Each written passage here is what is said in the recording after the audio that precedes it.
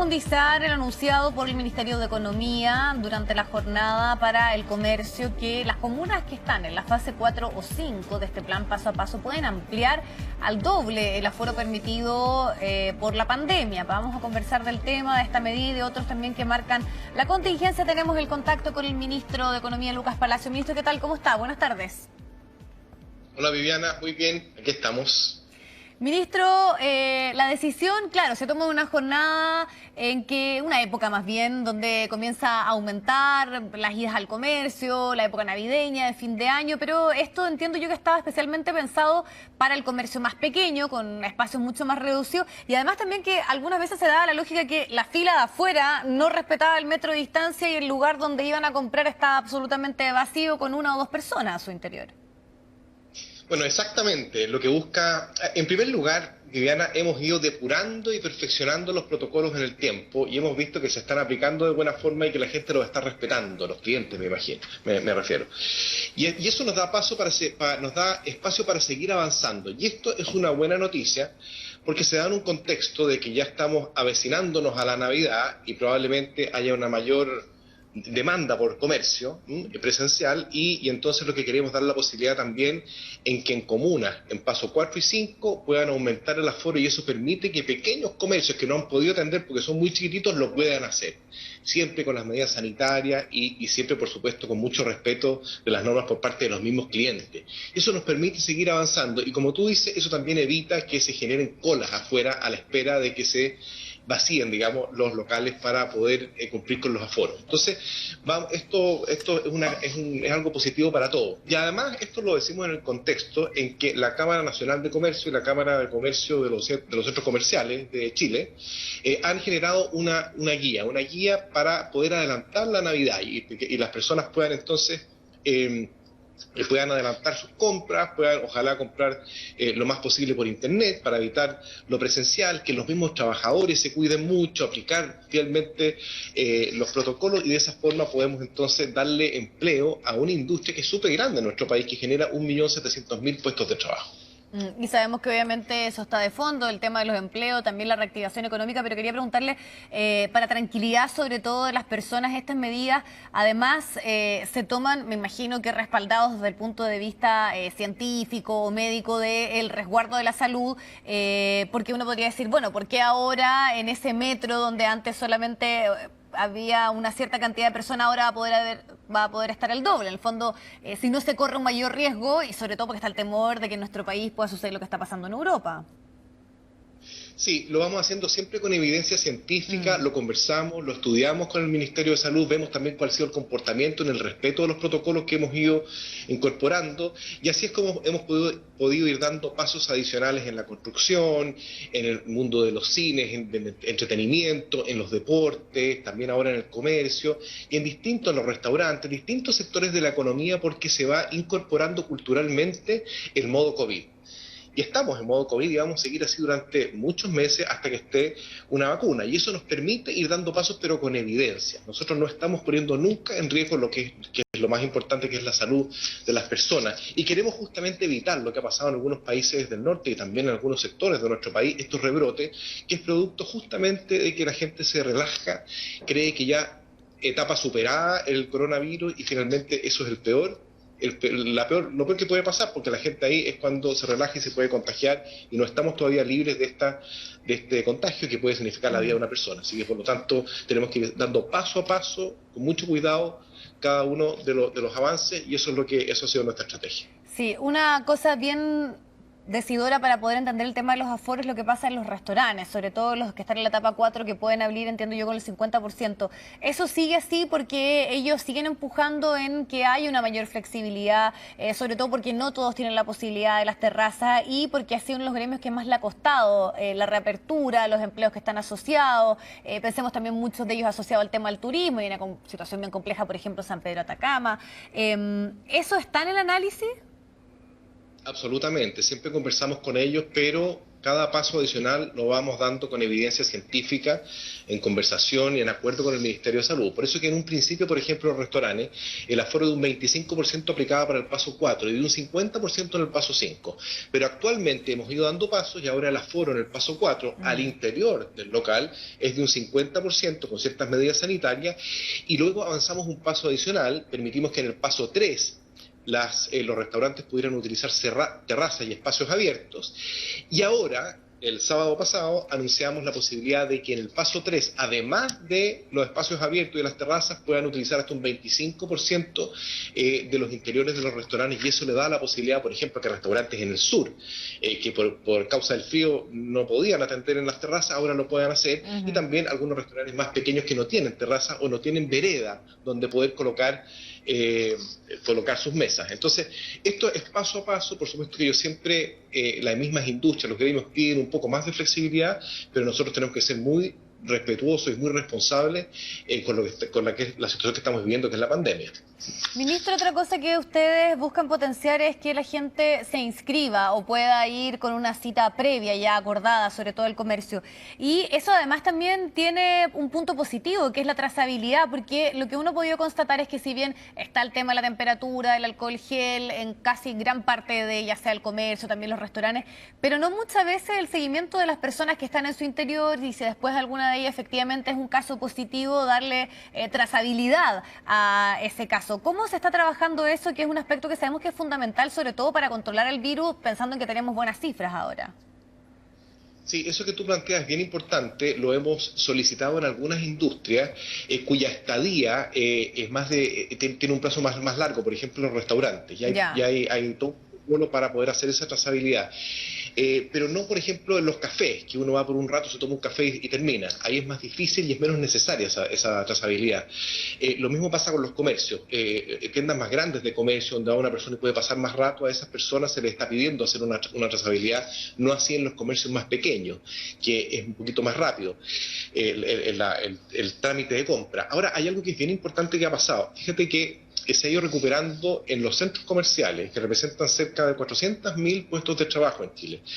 Conversaba hoy en la mañana con la Cámara de Centros Comerciales, me decían que se había recuperado las ventas en cerca de un 70%, pero el flujo de personas en un 50%. Eso significa que las personas están yendo directamente a comprar, o sea, poco vitrineo y más directo a comprar lo que necesitan, lo cual es una buena noticia. Es decir, había una conciencia en que mientras menos sea la exposición al riesgo, mientras menos sea la exposición de contacto con otras personas, es mejor. Y eso es lo que estamos viendo en todos lados, y por eso que ahora podemos ir a un centro comercial y vemos que las personas caminan distanciadas unas de otras. Hemos aprendido a vivir en este modo COVID. Lo mismo tuvimos al principio con los supermercados. Nosotros, cuando abrimos los supermercados en un principio, o los locales, los almacenes de barrio, las farmacias, al principio de la pandemia, que teníamos que mantenerlo abierto para que las personas pudieran abastecerse, la gente se abalanzó y se produjeron aglomeraciones, y eso duró unos 2-3 días, y después la gente comprendió que había que ir de a poco, había que tomar un turno y había que evitar esta congestión, porque de esa forma también se evitaba una situación de contagio. Entonces esto se ha ido incorporando culturalmente en toda la población, y eso nos permite hacer frente mucho mejor a esta pandemia. Ministro, quiero aprovechar también y llevarlo a otro tema, que es la posibilidad de que mañana se apruebe este segundo retiro de un 10%. Usted la vez pasada al principio se oponía, pero después reconoció que esto reactivó la economía. ¿Piensa lo mismo también, sobre todo pensando en lo que estamos conversando, ¿no? Fin de año, las compras navideñas, o sea, ¿puede que este 10% sea además un incentivo en la reactivación económica? Son dos cosas distintas, porque mira, la plata venga de donde venga, cuando se inyecta en la economía, eso produce una reactivación coyuntural económica, y eso ocurre con el retiro del 10%, porque parte importante de eso se gasta en la economía, y eso genera una movilidad, genera una reactivación. Cosa distinta es de dónde viene esa plata, y lo que yo pienso que no es lo óptimo es que venga de las pensiones, que ya son bajas en Chile. Entonces eso es lo que hemos estado diciendo, y la discusión ya es mucho más política que técnica, pero a mí me gustaría que de otros bolsillos, de otras fuentes de ingresos, salgan esos recursos que muchas personas pueden estar necesitando, dado las condiciones de la pandemia, pero no de las pensiones, porque eso significaría pan para hoy y hambre para mañana. O sea, necesitamos mejorar las pensiones hoy, mañana y pasado mañana.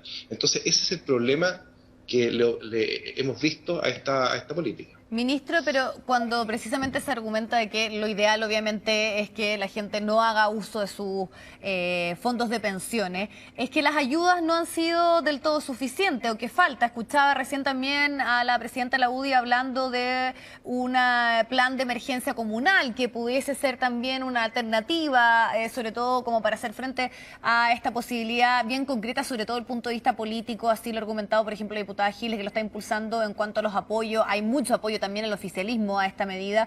Entonces, cuando usted dice, claro, la plata que esté dando vuelta ayuda, sin duda, pero acá lo que muchos asumen es que no ha venido como ayuda desde el gobierno y por eso es que se aprueba y muchos parlamentarios también toman la decisión de apoyarlo, aunque sean del oficialismo.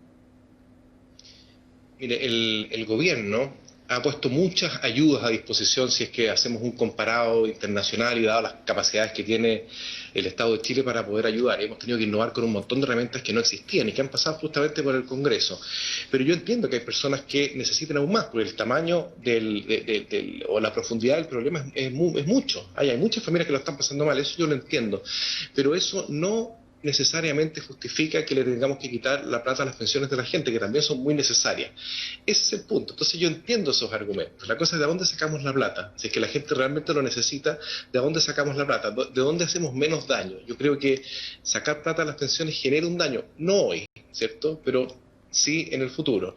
Y un gobierno tiene que ser responsable con eso. Yo no puedo tener una opinión distinta a esa si es que estoy mirando la política pública con todos los plazos que corresponden, el inmediato, el corto, mediano y largo plazo. Así que yo pienso que si es que lo que se necesita es una inyección para ayudar a las familias que hoy no tienen plata, que son todas las herramientas que hemos puesto a disposición, no todas las cuales han sido aprovechadas en su totalidad, todavía existen herramientas disponibles. Yo pienso que en medio de esta discusión no sería lo óptimo esta fuente de ingresos, digamos, que va directamente desde el bolsillo de las pensiones de las propias personas. Esa es mi opinión. Sí, ministro. Ese tema, digamos. ¿Usted está en la línea más bien de encauzar este debate, de que el gobierno sea parte y que, por ejemplo, pueda ser dentro del contexto de la negociación de la reforma de pensiones, o considera que esto es inconstitucional y se debe ir al TC? Mire, más allá de lo que es constitucional o inconstitucional, esto yo creo que no es bueno para las personas. Nosotros lo hemos planteado en esos términos y a lo mejor no es muy popular decirlo, pero es la realidad, es lo que técnicamente hay que poner sobre la mesa, que el peor bolsillo desde donde se puede sacar la plata para un gasto actual es desde las pensiones. Esa es la razón por la cual todos los sistemas de ahorro de pensiones en el mundo son obligatorios. ¿Por qué razón? Porque la gente siempre prioriza el consumo actual y no el futuro, ¿cierto?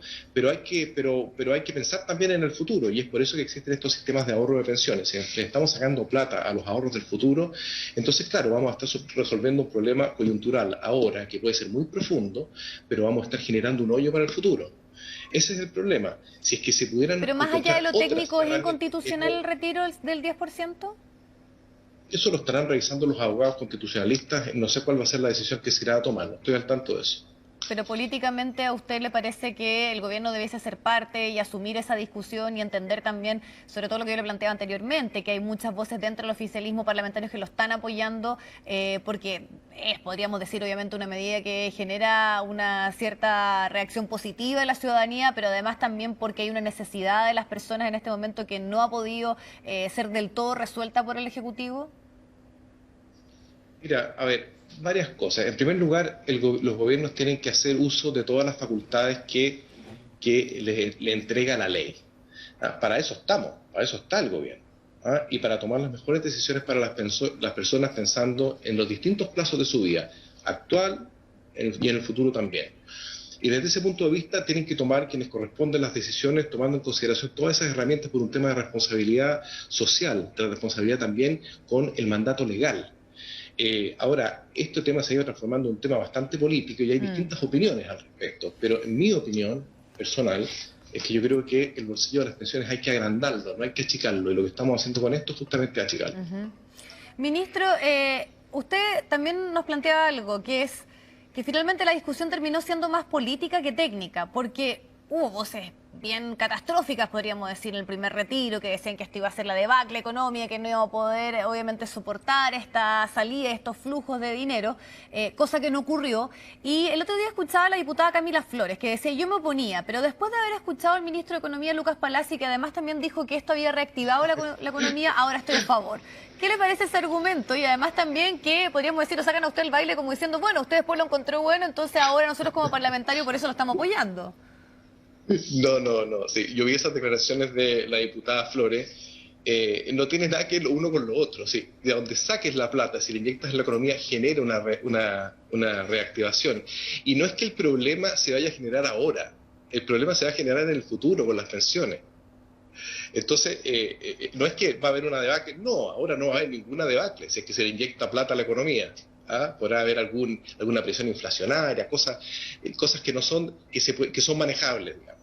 Pero el problema es en las pensiones. Entonces, para no mezclar las cosas. Ya, pero en el fondo usted también asume que muchos ahora, podríamos decir, se sienten más tranquilos de respaldar este segundo retiro porque no pasó todas estas, podríamos decir, cosas apocalípticas que se habían anunciado en el primer retiro. O sea, técnicamente esa parte que fue parte también del debate y muchas voces fueron bien rudas con respecto a plantear de que aquí se iba a producir una situación muy compleja y eso no ocurrió. Entonces usted me imagino que también asume que ese es uno de los argumentos que está hoy en la discusión porque ese aspecto técnico ya no es parte de los temores que implicaba el retiro o sacar parte de los fondos de pensiones. No, pero Viviana, sí, el problema, no hay que enredar más la discusión, es muy simple. Si uno inyecta plata a la economía ahora, eso genera una reactivación porque aumenta el gasto, ¿cierto? No necesariamente el mejor gasto, porque el mejor gasto viene acompañado de ahorro e inversión. Ya, pero eso es un tema quizás más económico. Pero el problema es que va a encontrar las pensiones, y las pensiones son del futuro. Entonces, más que ser catastrofista es ser realista. Todo tiene un beneficio y un perjuicio. El perjuicio en este caso es muy fuerte porque se trata de las pensiones de la gente. Sí, también pensar que hay muchas personas que se van a quedar sin pensión efectivamente con esta posibilidad del segundo retiro. Pero vamos a ver también qué ocurre en esa discusión el día de mañana. Muchísimas gracias, ministro, por el contacto. Ya, Viviana.